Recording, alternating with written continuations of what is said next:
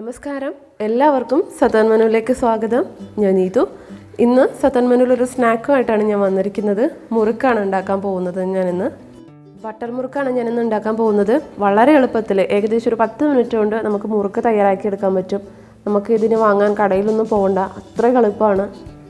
അപ്പോൾ നിങ്ങൾ ആദ്യമായിട്ടാണ് ഈ ചാനൽ കാണുന്നതെങ്കിൽ സബ്സ്ക്രൈബ് ചെയ്യാൻ മറക്കരുത് കേട്ടോ. കൂടെയുള്ള ബെല്ലൈക്കൺ മറക്കാതെ ക്ലിക്ക് ചെയ്യുക. ഞാൻ അടുത്ത പ്രാവശ്യം വീഡിയോ അപ്ലോഡ് ചെയ്യുന്ന സമയത്ത് നിങ്ങൾക്ക് നോട്ടിഫിക്കേഷൻ കിട്ടുന്നതായിരിക്കും. അപ്പോൾ നമുക്ക് റെസിപ്പിയിലോട്ട് പോവാം. അപ്പോൾ ആദ്യം ഇതിൻ്റെ മാവൊന്ന് നമുക്ക് തയ്യാറാക്കാം. അതിന് വേണ്ടിയിട്ട് 2 കപ്പ് അരിപ്പൊടി വേണം. ഞാൻ കടയിൽ നിന്ന് വാങ്ങിയ റെഡിമെയ്ഡ് അരിപ്പൊടിയാണ്, പച്ചരിപ്പൊടിയാണ്. അപ്പോൾ അത് നന്നായിട്ട് അരിപ്പ വെച്ചിട്ട് അരിച്ചെടുക്കണം. അതേപോലെ തന്നെ 1 കപ്പ് കടലപ്പൊടിയും അരിച്ചെടുത്തതാണ്. അപ്പോൾ ഇതിൻ്റെ കൂടെ ആവശ്യത്തിന് ഉപ്പ് ചേർത്ത് കൊടുക്കുക. അതേപോലെ തന്നെ ഒരു 1/2 മുതൽ 3/4 ടീസ്പൂൺ വരെ ജീരകം, നിങ്ങൾക്ക് വേണമെന്നുണ്ടെങ്കിൽ എള്ള് ചേർത്ത് കൊടുക്കാം. പിന്നെ ചേർക്കേണ്ടത് ബട്ടറാണ്. ഏകദേശം ഒരു 3 ടീസ്പൂൺ ബട്ടർ ചേർത്ത് കൊടുക്കുക.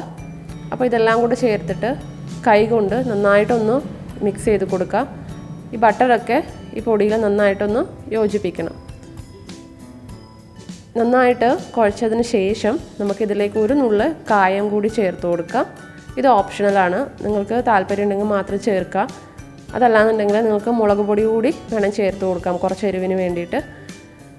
ഇതിലേക്ക് ഞാൻ കുറേശ്ശെയായിട്ട് വെള്ളം ചേർത്തിട്ട് ഇതൊന്ന് കുഴച്ചെടുക്കുകയാണ്. അപ്പോൾ വെള്ളം കുഴച്ചെടുക്കുന്ന സമയത്ത് കുറച്ച് വെള്ളം ഒഴിച്ചിട്ട് കുഴച്ചെടുക്കുക.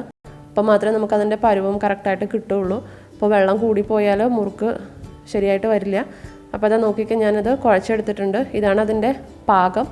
നല്ല സോഫ്റ്റായിട്ട് ഇരിക്കണം. അതേപോലെ തന്നെ കയ്യിൽ ഒട്ടിപ്പിടിക്കാനും പാടില്ല. അപ്പോൾ ഞാൻ 1 കപ്പിന് ഇത്രയും വെള്ളം കുറവുണ്ട്. അപ്പോൾ അത്രയാണ് ഞാൻ വെള്ളം എടുത്തിട്ടുള്ളത്. അപ്പോൾ അത് ഓരോ മാവിൻ്റെ ക്വാളിറ്റീനനുസരിച്ചിട്ട് അതൊന്ന് മാറും. അതുകൊണ്ട് കറക്റ്റായിട്ട് ഇത്ര വെള്ളം വേണമെന്ന് എനിക്ക് പറയാൻ പറ്റില്ല. അപ്പോൾ നമുക്കിനി ഇതിൻ്റെ അച്ചൊന്ന് നോക്കാം.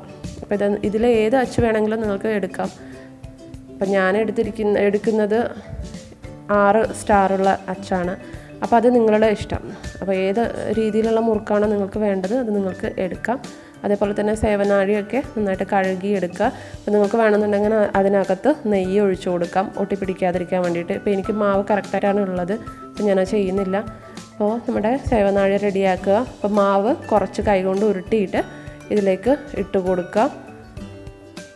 അപ്പോൾ നമ്മുടെ സേവനാഴി ഒന്ന് ഫില്ല് ചെയ്ത് കൊടുക്കുക. അപ്പോൾ മാവ് റെഡിയാക്കുമ്പോൾ കയ്യിൽ ഒട്ടിപ്പിടിക്കാത്ത പരുവമായിരിക്കണം കേട്ടോ.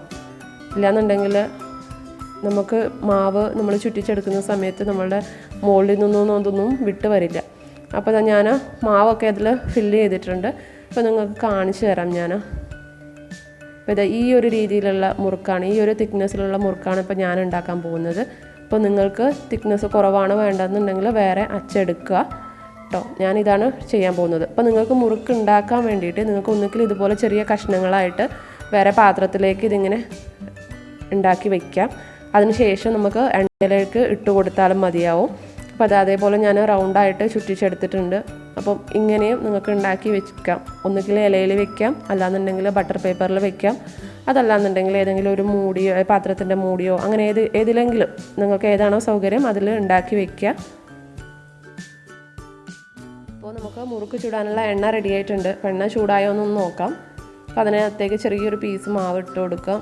അപ്പോൾ മാവ് നന്നായിട്ട് പൊങ്ങി വന്നിട്ടുണ്ട്. അതിനർത്ഥം എണ്ണ നന്നായിട്ട് ചൂടായിട്ടുണ്ടെന്നാണ്. മാവ് പൊങ്ങി വന്നില്ല എന്നുണ്ടെങ്കിൽ എണ്ണ ചൂടായിട്ടില്ല എന്നാണ് അർത്ഥം. അപ്പോൾ നന്നായിട്ട് ചൂടായ എണ്ണയിലേക്ക് മാത്രം നമ്മൾ മുറുക്ക് ഉണ്ടാക്കുക. ഇല്ലയെന്നുണ്ടെങ്കിൽ എണ്ണ കുടിക്കും. അതേപോലെ തന്നെ ഓവറായിട്ട് ഹീറ്റ് ആവാൻ പാടില്ല. അപ്പോൾ മുറുക്കൊക്കെ കരിഞ്ഞു പോകാനുള്ള ചാൻസും ഉണ്ട്. ഇപ്പം ഞാനിത് നമ്മൾ ഓൾറെഡി ഉണ്ടാക്കി വെച്ചിട്ടുള്ള 2 എണ്ണം ഞാനിതിനകത്തേക്ക് ഇട്ട് കൊടുത്തിട്ടുണ്ട്. അപ്പോൾ നമ്മൾ ഇട്ട് കൊടുക്കുമ്പോൾ നന്നായിട്ട് പതഞ്ഞ് വന്നായിരുന്നു. ആ പതയൊക്കെ ഒന്ന് മാറി വരുന്ന സമയത്താണ് നമ്മുടെ മുറുക്ക് റെഡിയായെന്ന് നമുക്ക് മനസ്സിലാക്കാൻ പറ്റുക. അപ്പോൾ അതാ നല്ല ക്രിസ്പി ആയിട്ടുള്ള മുറുക്ക് റെഡിയായിട്ടുണ്ട്. അപ്പോൾ വേറെ ഒരു രീതി എന്ന് പറയുന്നത് നമ്മൾ മാവ് ഡയറക്റ്റായിട്ട് എണ്ണയിലേക്ക് ചുറ്റിച്ചു കൊടുക്കുന്നതാണ്. ഒന്നുകിൽ നിങ്ങൾക്ക് വലിയ നീളമുള്ള മുറുക്ക് നമുക്ക് ഉണ്ടാക്കിയതിന് ശേഷം നമുക്കത് പൊട്ടിച്ചു കൊടുക്കാം. ഞാൻ കാണിച്ചു തരാം. അപ്പോൾ നമ്മൾ മുറുക്ക് ഈ സേവനാഴിയിൽ കൂടെ നമ്മളിങ്ങനെ പിഴിയുന്ന സമയത്ത് ഒരേ സ്ഥലത്ത് മുറുക്ക് വരാത്ത രീതിയിൽ നമ്മളൊന്ന് ശ്രദ്ധിക്കുക കേട്ടോ. മേലെ വരാതിരിക്കാൻ ശ്രദ്ധിക്കുക. അപ്പോൾ ഇതുപോലെ വലുതായിട്ടൊന്ന് ചെയ്യാം. അതേപോലെ തന്നെ ഇതുപോലെ ചെറിയ പീസസ് ആയിട്ട് നമുക്ക് എണ്ണയിലേക്ക് ഇട്ട് കൊടുക്കാം. അപ്പം ഇത് കുറച്ചുകൂടെ എളുപ്പമാണ്. അപ്പോൾ ചുറ്റിച്ചെടുക്കാൻ പറ്റാത്തവർക്ക് വേണ്ടിയിട്ട് ഇതുപോലെയൊക്കെ ചെയ്യാം. എളുപ്പമാണ് ഇത്. ഡയറക്റ്റായിട്ട് എണ്ണയിലേക്ക് ഇട്ട് കൊടുക്കുക. അപ്പോൾ ഇതിൻ്റെ സൈസ് എന്ന് പറയുന്നത് നിങ്ങളുടെ ഇഷ്ടം പോലെ ഒന്ന് അഡ്ജസ്റ്റ് ചെയ്ത് കൊടുക്കാവുന്നതാണ്. വളരെ ചെറിയ സൈസസ് ചെയ്യാം, അതേപോലെ തന്നെ നീളമുള്ള മുറുക്കും ചെയ്തെടുക്കാൻ പറ്റും. പക്ഷേ ഒന്നിനോടൊന്നും ഒട്ടിപ്പിടിക്കാതിരിക്കാൻ മാത്രം ഒന്ന് ശ്രദ്ധിക്കുക. അപ്പോൾ അതാ നമ്മളുടെ രണ്ടാമത്തെ ബാച്ച് മുറുക്ക് റെഡി ആയിട്ടുണ്ട്. അപ്പോൾ അത് ആ പതയൊക്കെ ഒന്ന് സെറ്റിലായി വന്നിട്ടുണ്ട്. അപ്പം അത് വെന്തെന്നാണ് അർത്ഥം. നിങ്ങൾ ഹൈ ഫ്ലെയിമിൽ ഇട്ടിട്ട് മുറുക്ക് ചെയ്യരുത്, ഉള്ളു വേവില്ല. അപ്പോൾ ഇതുപോലെ ഞാൻ ബാക്കിയുള്ള മുറുക്ക് കൂടെ തയ്യാറാക്കാൻ പോവുകയാണ്. ഞാനിങ്ങനെ റൗണ്ടായിട്ടാണ് ചെയ്തിട്ടുള്ളത്. അത് ഞാൻ വേറെ ഒരു പാത്രത്തിലേക്ക് ചെയ്തിട്ട് എണ്ണയിലേക്ക് ഇട്ട് കൊടുക്കുവാണ്. അപ്പോൾ നമ്മുടെ ടേസ്റ്റി ആയിട്ടുള്ള ബട്ടർ മുറുക്ക് റെഡി ആയിട്ടുണ്ട്. അപ്പോൾ വളരെ ഈസിയാണല്ലോ അല്ലേ?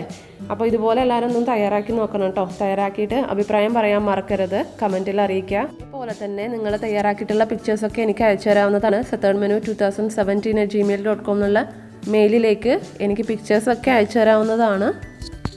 അപ്പോൾ എപ്പോഴും പറയുന്നത് പോലെ വീഡിയോ ഇഷ്ടപ്പെട്ടിട്ടുണ്ടെങ്കിൽ ലൈക്ക് ചെയ്യാനും ഷെയർ ചെയ്യാനും കമൻറ്റ് ചെയ്യാനും മറക്കരുത്. അതേപോലെ തന്നെ ചാനൽ സെത്തേർഡ് മെനു സബ്സ്ക്രൈബ് ചെയ്യുക. അപ്പോൾ വീണ്ടും കാണാം. താങ്ക്